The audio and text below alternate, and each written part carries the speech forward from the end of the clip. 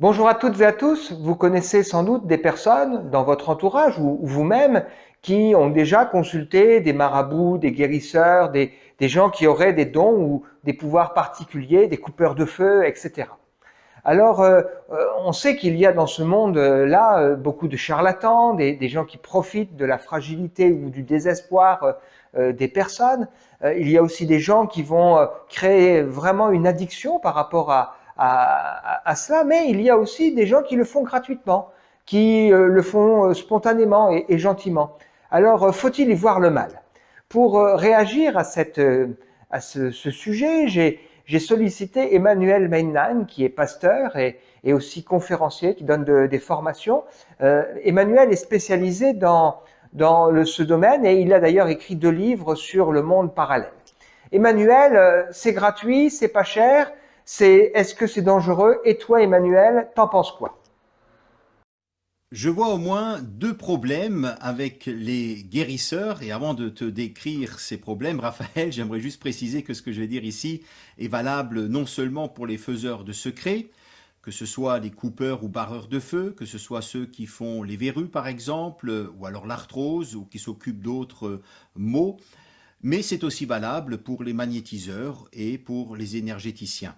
Le premier problème que je vois avec eux, c'est que lorsque on fait appel à leur service, eh bien, il y a des principes spirituels qui sont à l'œuvre derrière et qui vont se manifester.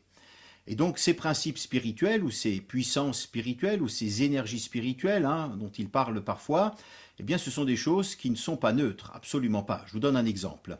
Si par exemple, vous allez voir un faiseur de secrets parce que vous vous êtes brûlé, soit vous vous êtes ébouillanté, soit vous vous êtes brûlé avec le barbecue, soit vous suivez peut-être une chimiothérapie. Donc celui-ci va marmonner une sorte de courte prière que j'appelle une prière magico-religieuse parce que ça emprunte beaucoup au monde de la magie, tout cela.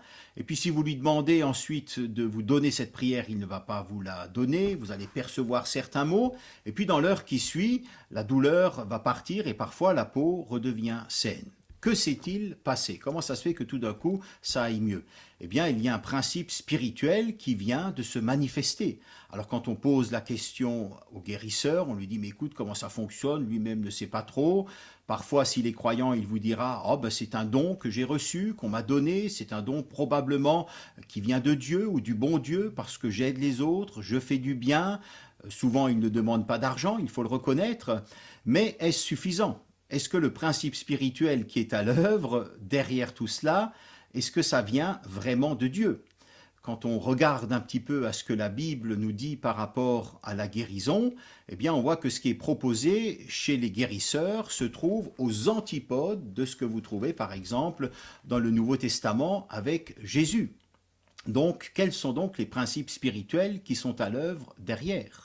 Vraisemblablement, c'est autre chose ou quelqu'un d'autre, autre que la personne de Dieu ou du Christ.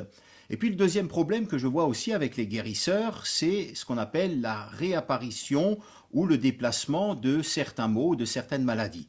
On a remarqué que des personnes qui consultent un faiseur de secrets, la même chose est vrai aussi pour les magnétiseurs énergéticiens, parfois ils vont bien pendant un certain temps et puis quelques temps après, le même mal ou les mêmes maux reviennent, soit au même endroit, soit ils sont déplacés dans d'autres parties du corps, soit parfois ils vont se transformer en problèmes psychologiques alors que la personne fonctionnait bien d'un point de vue psychologique jusqu'à ce qu'elle consulte un guérisseur. Et donc là aussi, ça pose toutes sortes de questions en se disant mais que s'est-il passé? Quels sont donc ces principes, encore une fois, spirituels à l'œuvre? Et puis surtout, peut-on réellement parler de guérison? Elle va mieux pendant un temps et puis après ça revient. Je vous donne un exemple, ou je te donne un exemple, Raphaël. Je connais une amie, elle s'appelle Jacqueline Frézard-Munch, elle habite en Suisse, elle est très connue dans le Jura suisse. Enfin, elle était très connue parce qu'elle était guérisseur et elle s'occupait de l'arthrose, elle avait un cabinet qui ne désemplissait pas, jusqu'au jour où elle a découvert ce qui se cachait derrière son fameux secret. Mais chez elle, tout a commencé le jour où elle a remarqué que ses patients allaient mieux pendant 3 semaines, et puis ensuite, ils revenaient de nouveau. Et elle s'est demandé, mais que se passe-t-il? Et en lisant les évangiles, en posant des questions à des personnes qui étaient sorties de ce monde mystique, ésotérique presque, eh bien, elle a découvert une autre réalité spirituelle. Donc voilà, ne serait-ce que pour ces deux raisons, moi j'alerte toujours et je dis attention, ce sont des pratiques qui ne sont pas neutres. Certes, ils vont vous dire que c'est gratuit, certes, ils sont bien sympathiques, mais vous savez, lorsqu'on touche au monde spirituel, ça peut être très très dangereux, surtout si on est mal connecté et on n'a pas le bon fournisseur. Donc si le sujet vous intéresse, c'est pas compliqué. J'ai sorti un ouvrage sur le sujet il y a quelques années qui a déjà aidé plusieurs milliers de personnes. Il s'intitule Médium, astrologue, guérisseur, ce qu'ils ne vous disent pas. Un petit livre qui est facile à lire, que vous pourrez vous procurer facilement. Allez voir Raphaël, je crois qu'il en a en stock. Sinon, vous pouvez aussi aller voir Raphaël, il répondra avec grand plaisir à vos questions.